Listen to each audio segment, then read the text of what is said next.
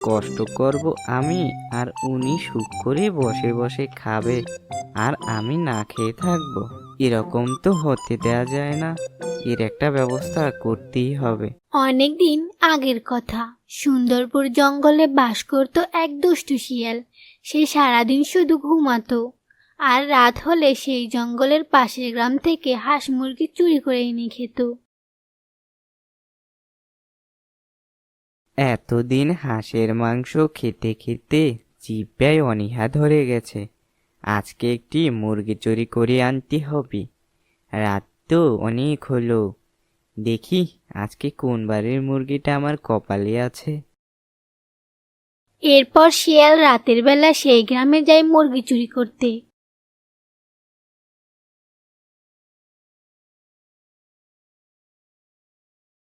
ওমা, ওখানে তো দেখা যায় অনেকগুলো মুরগি।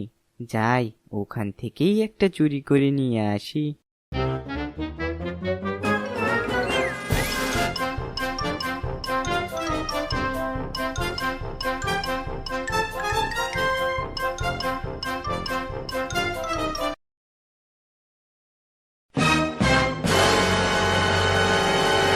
হায় হায় হায়, আমার মুরগি গেল কোথায়?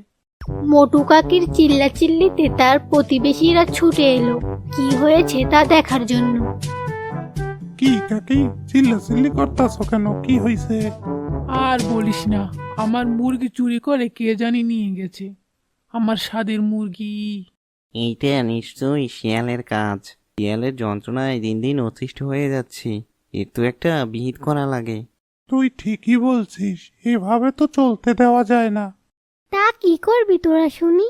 সেটাই তো, সবাই মিলে একটা বুদ্ধি বার করতে হইব।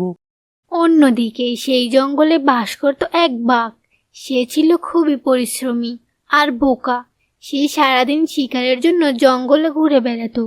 কোনোদিন তার কপালে শিকার জুটত, কোনোদিন জুটত না। তাই তাকে প্রায় অনাহারে কাটিয়ে দিতে হতো। একদিন বাঘ শিয়ালকে দেখলো গ্রাম থেকে মুরগি চুরি করে নিয়ে আসতে। এটা দেখে মুরগি খাওয়ার জন্য বাঘের খুব লোভ হলো। মাম্মা, বাঘ মামা, তুমি এত রাতের বেলা এখানে?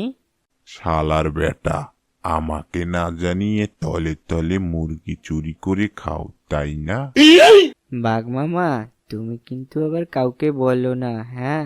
তাহলে আমি না খেতে পেয়ে মারা যাব। আমি যে আলসে, তাতে চুরি না করলে খাবো কি? ঠিক আছে, কাউকে বলবো না, কিন্তু আজকে থেকে আমার জন্য তোর খাবার জোগাড় করে আনতে হবে। এটা কি করে সম্ভব? আমি তোমার খাবার কি করে জোগাড় করব? আমি কি তোমার মতো শক্তিশালী যে শিকার করব? শিকার না, আজকে থেকে তুই আমার জন্য হাঁস মুরগি চুরি করে নিয়ে আসবি। প্রতিদিন 2টা করে নিয়ে আসবি, একটা তোর আর একটা আমার। ঠিক আছে, তুমি যেমনটা বলবে।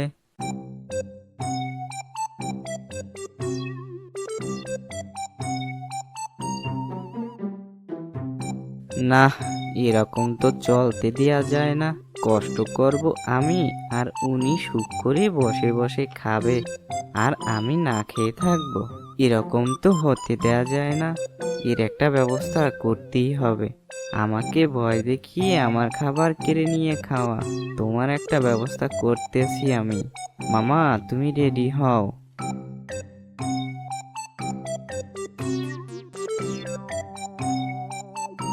এদিকে গ্রামের মানুষ শিয়ালকে ধরার জন্য ফাঁদ রেডি করেছে।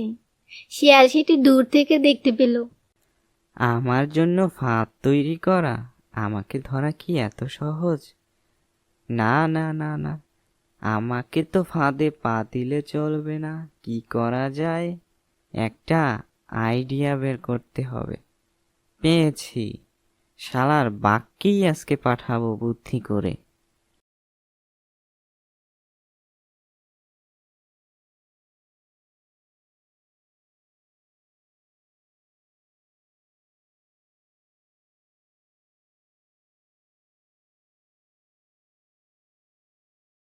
কি রে শিয়াল, আজকে খালি হাতে কেন?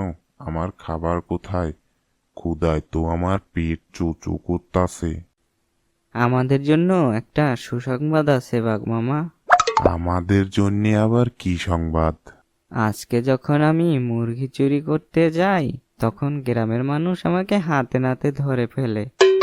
যখন আমি তোমার কথা বলি যে তোমার জন্যই আমি মুরগি চুরি করতে এসেছি, তখন তারা শুনে খুব ভয় পেয়ে যায়। হা হা, আমি বাঘ, আমাকে ভয় পাবে না, এটা কোনো কথা হলো? তারা বলছে আমাকে নাকি আর মুরগি চুরি করতে হবে না, তুমি প্রতিদিন এক একজনের বাড়িতে এক একদিন দাওয়াত খাবে। হ্যাঁ, কি বলিস? মানুষ আমাকে দাওয়াত করেছে? আমি সত্যি বলছি, আজকে তোমার জঙ্গল থেকে বেরোনোর পথে যে প্রথম বাড়িটা পড়বে ওই বাড়িতেই দাওয়াত, তোমাকে জলদি যেতে বলেছে। ঠিক আছে, যাই যাই, আজ একটা ভুরিভোজ মেরে আসি। এরপর বাঘ শিয়ালের কথা বিশ্বাস করে দাওয়াত খাওয়ার উদ্দেশ্যে গ্রামের দিকে হাঁটতে লাগলো। বাঘকে যেতে দেখে শিয়ালও মনে মনে খুশি হয়ে গেল। যাও যাও, ভালো করে ভুরিভোজ খেয়ে আসো, একবার ফাঁদে পাও দাও না, জীবনের তরে ভুরিভোজ বের হয়ে যাবে তোমার, আমার খাবারে ভাগ বসানো। এদিকে তো গ্রামের মানুষ ফাঁদ পেতে বসে আছে শিয়ালের অপেক্ষায়, কখন শিয়াল মুরগি চুরি করতে আসবে। কিন্তু তারা দেখলো কিছুক্ষণ পর বাঘ তাদের দিকে এগিয়ে যাচ্ছে। মন্টু, এ তো শিয়াল নয়, বাঘ। ভয় পাইলে চলবো না, শালাকে মারতেই হবে, তা না হলে আমাদের হাঁস মুরগি কিছুই থাকবে না। শিয়াল দূর থেকে সব দেখতে লাগলো। বাঘকে মরে যেতে দেখে শিয়ালও খুব খুশি হলো। যাক, শালার বেটাকে তো মারা গেল, আমার খাবারে ভাগ বসিয়ে আমাকেই নাজেহাল করে ছাড়লো, কতদিন পেট ভরে খেতে পারিনে। এরে, এই গ্রামে তো আর চুরি করতে যাওয়া যাবে না, তাহলে তো পিটিয়ে আমাকেও মেরে ফেলবে। ওরে বাবা রে!